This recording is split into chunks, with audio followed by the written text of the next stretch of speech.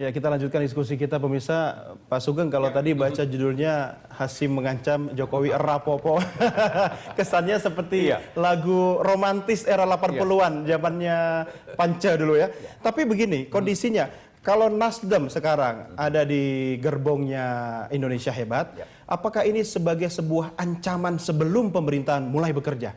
Begini, jadi saya menyambung apa yang dikemukakan Prof. Hamdi tadi. Betul.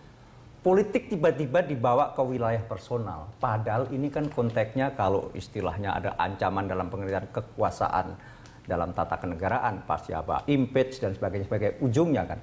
Ini kan prosesnya tidak sesederhana itu. Bagi kita melihat ini sebenarnya riak-riak kecil saja. Riak-riak kecil maaf, di tengah ya bagian dari residu-residu. Betapa ini kita masuk dunia yang jauh lebih substan. Apa misalnya? Ini adalah pemerintahan sipil pertama yang dipilih oleh rakyat. Ini yang disebut dengan demokrasi civilian. Civil supremacy. Civil supremacy. Maksudnya karena Pak Prabowo nggak jadi presiden, jadi ini sipil beneran gitu? Saya kira iya.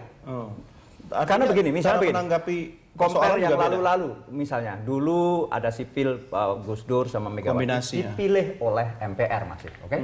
Pak SBY dipilih langsung oleh rakyat, tapi betapapun beliau dari militer dengan berbagai derivatnya, dengan berbagai tata laku kepemerintahan dan kalau istilahnya Prof. Hamdi pasti ada gestur politik, ada dan seterusnya. Ini betul-betul sipil yang dipilih oleh rakyat. Untuk itu maka memang riak-riak semacam ini ada yang berani menggertak, ada yang berani seperti tadi mengancam dan sebagainya dengan bahasa-bahasa. Tapi kok riak-riak di sipil ini kok lebih ngeri daripada riak di militer? Kalau istilah Pak Sultan Batugana, ngeri-ngeri sedap juga ini Pak Sugeng. Justru begini, kita balik ya, bahwa ini pemerintahan yang dalam konteks checks and balance menjadi bagus.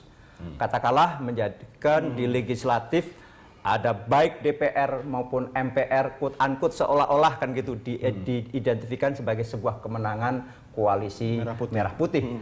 Tadi sebagaimana disebut, padahal ini kan pembagian peran saja. Karena konstitusi kita juga kalau dalam konteks mengancam untuk menjatuhkan impeach dan sebagainya tidak mudah juga. Iya. Kita presidensial. Ingat, presidensial itulah kepala pemerintahan sekaligus kepala negara. Betul. Sehingga sampai seorang anggota legislatif pun kalau mau diperiksa oleh hukum harus mendapat izin presiden, kan begitu? Artinya sebagai kepala negara. Sebagai kepala negara. Itu dulu, sekarang sesudah MD3 baru tidak perlu lagi izin itu. Betul. Nah, inilah hal-hal yang juga bahwa tidak mudah.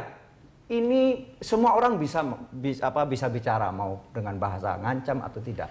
Tapi jauh lebih penting justru begini. Mari kita sama-sama bukan selamatkan, tapi kita sama-sama kawal. Ini adalah tidak lagi kita ini trial and error, karena ini adalah pemerintahan supremasi sipil pertama yang dipilih oleh rakyat. Dan dari itu maka ada faktor lain. Ingat, kalau tadi seolah-olah ada menang di sisi ini maka bisa menjatuhkan. Sekarang ada faktor lain. Apa itu? Faktor rakyat. Nah, itu menjadi kekuatan. Tapi jangan lupa kan rakyat juga di semua sisi ada. Ya, betul. Ada di sana juga. Iya, di sana sini ada. Tapi maka dari itu, kembali lagi tadi sebagaimana juga disebut oleh Bung Martin, sejauh memang kebijakan-kebijakan ini betul-betul memang pro rakyat, saya kira nggak ada masalah. Nasdem nggak gerah mendengar statement itu? Sangat tidak. Justru ini merupakan exercise yang mengingatkan kita semuanya.